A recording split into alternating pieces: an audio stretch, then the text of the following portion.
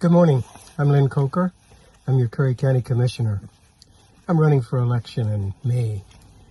The reason I'm here this morning is to start a series of conversations regarding issues that confront people like you and me in Curry County. This is also an opportunity for me to introduce my family. And the first one that I would introduce you to is Lily. Lily is the newest and the queen of the house. Well, Lily and I have wrapped up our walk here on the South Jetty of the Rogue River. You can see the Gold Beach Bridge behind me and then the wonderful hills further north. The reason I think it's important to talk with you this morning from this particular place is that this is just one of many hundreds of places up and down the south coast of Oregon that's going to change dramatically. If the state plan and the plans of conglomerates, global conglomerates, to develop offshore wind turbines along our coast, if that goes forward, this is all going to change dramatically. I'm going to head back to the office and talk with you more about what's unfolding. Now I'm back at the office. Lucy and Casey, the two twin dogs, are eagerly having their breakfast. But I wanted to follow on the conversation about the wind energy turbine development prospects for our South Coast Oregon area. I think one of the most important responsibilities I have as a county commissioner is protecting our long-term interests for the people who live and work in Curry County and along the coast. These are our neighbors.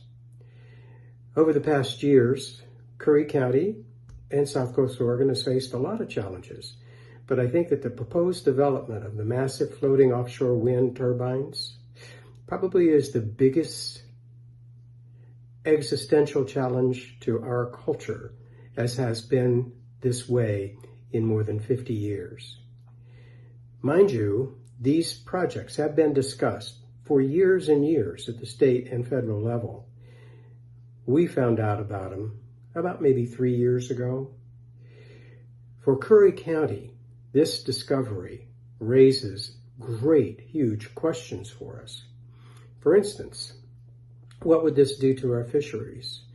What does this do to our onshore timber industry? What does this do to our tribal cultures? What does it do to our marine ecosystem? What does it do to the fundamental building blocks of our coastal economy and our way of life? Well, my role as a commissioner is not to be reactive. My job is to ensure our community has a voice in this particular policy matter and the power to shape our future. Working with fellow commissioners up and down the coast, with mayors in our incorporated areas, with our fisheries, with our fishermen and women, through business owners as well, our other community leaders, we've helped organize a unified coastal response. We've reviewed the state's offshore wind energy roadmap. We've studied some of the environmental and economic impacts and have grave concerns. And we've worked with legislators and regional partners to ensure our concerns of Curry County are clearly presented, and equally important, our concerns are heard. But I have to confess, ours is a local voice, and the stage on which we play is unbalanced.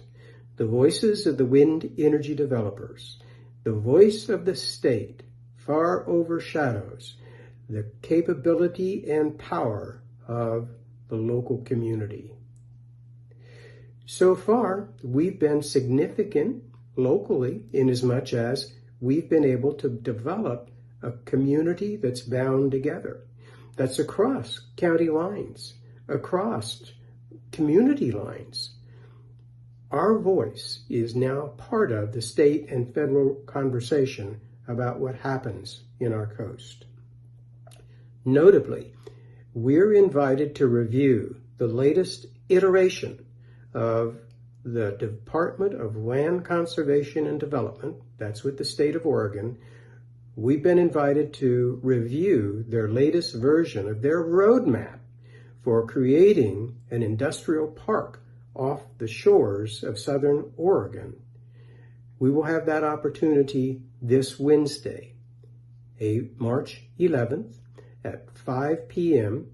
That's going to be at the Curry County High School, the Brookings High School in Brookings, Oregon. That's at 625 Pioneer Road in Brookings.